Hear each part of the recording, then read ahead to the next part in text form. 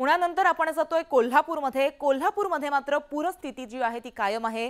राधानगरी धरणाचे 6 दरवाजे उघडल्यामुळे कोल्हापूरकरांची आता चिंता वाढली आहे। कोल्हापुरातील अनेक रस्ते अद्यापही पाण्याखाली आहेत।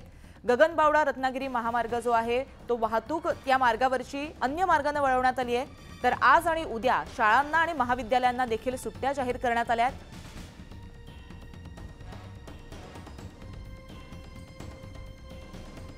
तर कोल्हापूरमध्ये मुसळधार पाऊस बरसतोय। धरण क्षेत्रामध्ये पाऊस कोसळतोय आणि त्यामुळे पुराची जी चिंता आहे ती कोल्हापूरकरांची वाढलेली आहे। पूर परिस्थिती कोल्हापूरमध्ये कायम आहे।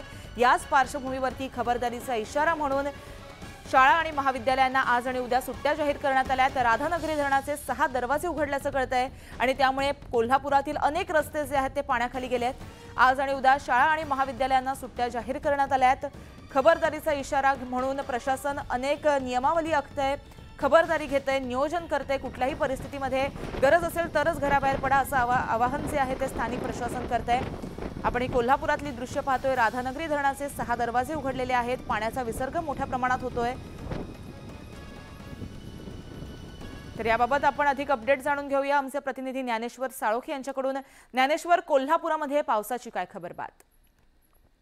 कोल्हापूरमध्ये पावसाची उघडझाप अद्यापही कायम आहे आणि कोल्हापूरचा महापुराचा विळखा आहे तो दिवसेंदिवस घट्ट होताना पाहायला मिळते। कारण राधानगरी धरणाचा 6वा दरवाजा सुद्धा आज पहाटे 5 वाजता उघडलेला आहे आणि धरणातून जवळपास 10,000 क्युसेक इतका विसर्ग सध्या नदीपात्रामध्ये सुरू आहे। त्यामुळे पंचगंगा नदीच्या पाणी पातळीमध्ये सध्या झपाट्याने वाढ होत असल्याचं दृश्य आहे। त्यामुळे शहराच्या सखल भागामध्ये आज पाणी जाण्याची शक्यता आहे। याशिवाय आज ऑरेंज अलर्ट दिल्यामुळे मोठ्या प्रमाणात शहर आणि जिल्ह्यामध्ये पाऊस आहे तो होताना दिसून येते। त्यामुळे या सगळ्या पार्श्वभूमीवरती जिल्हा प्रशासन सज्ज असल्याचं पाहायला मिळते। याशिवाय आज शाळा आणि महाविद्यालयांना आज आणि उद्या असे 2 दिवस आहेत जिल्हा प्रशासनाने सुट्टी दिलेली आहे। अनेक रस्ते आहेत ते आता पावसामुळे बंद व्हायला सुरुवात झालेली आहे। पन्हाळा रोड आहे तो कालच बंद झाला। त्यानंतर बालिंगा आणि गगनबावडा हा जो रोड आहे तो काल रात्री आहे ते प्रशासनाने बंद केलेला आहे। एकूणच पाहायला गेलं तर अनेक मार्गावरती सध्या आता पाणी यायला सुरुवात झालेली आहे आणि कोल्हापूरचा महापुराचा विळखा जो आहे तो आणखीन आता घट्ट व्हायला सुरुवात झालेली आहे।